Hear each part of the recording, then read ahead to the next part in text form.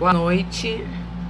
Vou começar agora uma transmissão ao vivo sobre pontuação. Eu vou começar a falar sobre a matéria de pontuação para concurso.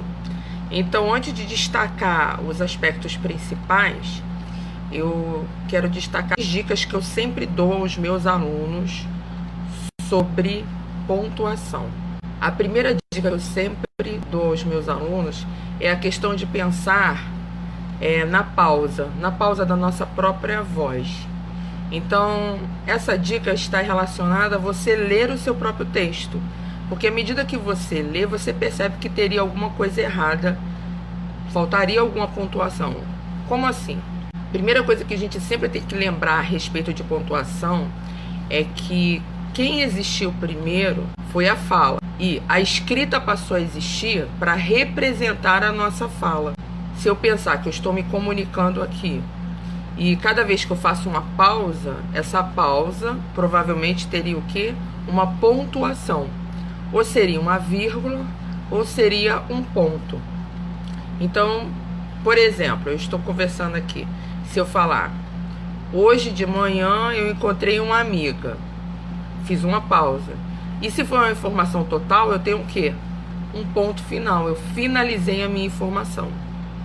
Se eu falar, semana passada eu encontrei uma amiga. Semana passada já foi uma adjunta adverbial. Falei de tempo, já falei uma frase mais longa, uma adjunta adverbial mais longa. Então, semana passada, vírgula, encontrei uma amiga.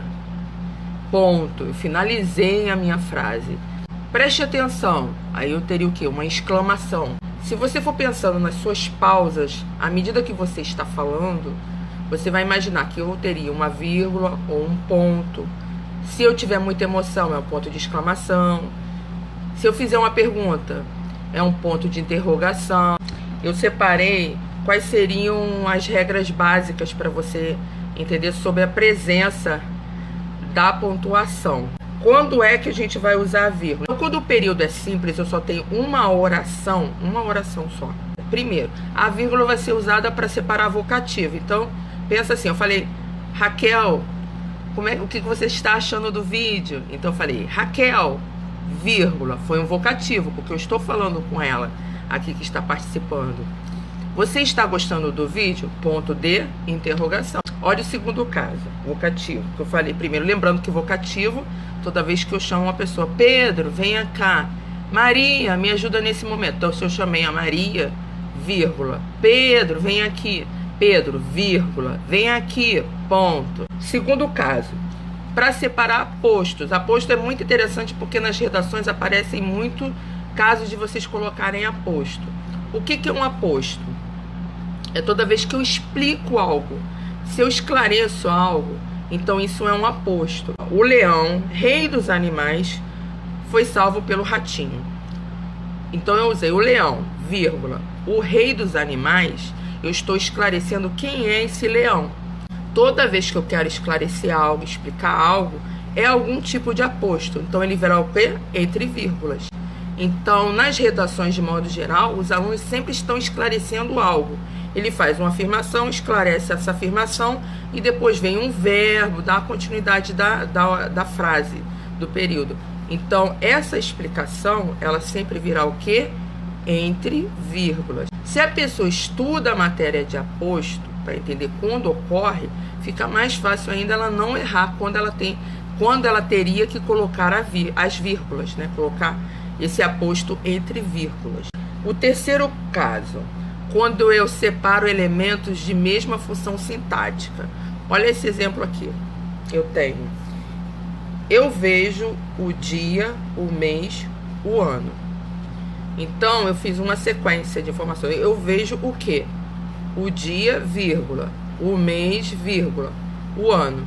Esses seriam os casos mais interessantes. Eu também teria o caso da vírgula em períodos compostos. Então, eu tenho assim, Maria foi à feira comprar frutas e encontrou uma amiga. Nesse caso, eu tenho o mesmo sujeito. Então, eu não vou ter o quê? Vírgula. Eu só vou ter duas orações coordenadas ligadas por uma conjunção.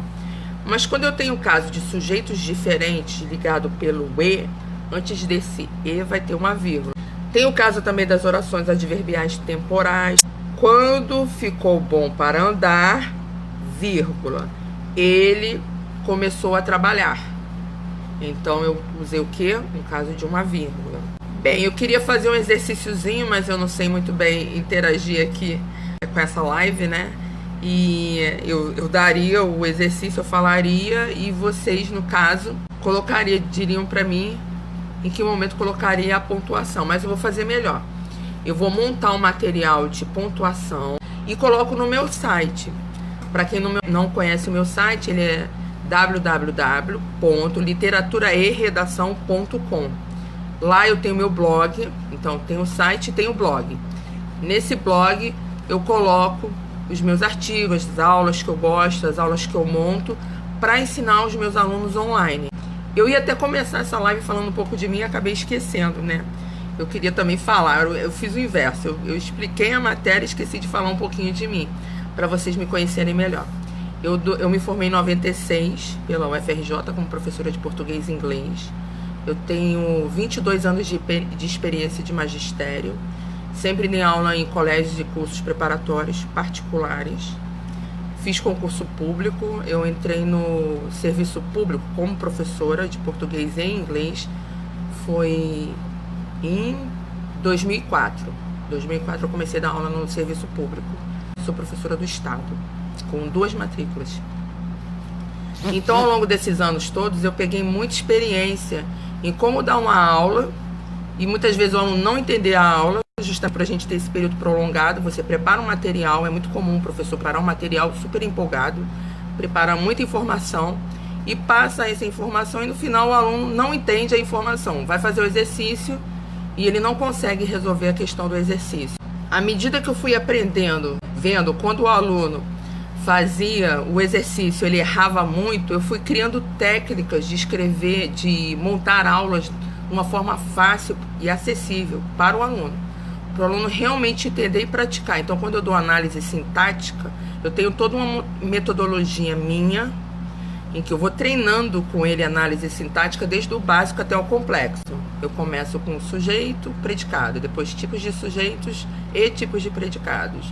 E aí eu vou ampliando isso, eu coloco parte morfológica, análise sintática, ou a questão da pontuação, que a gente está falando hoje.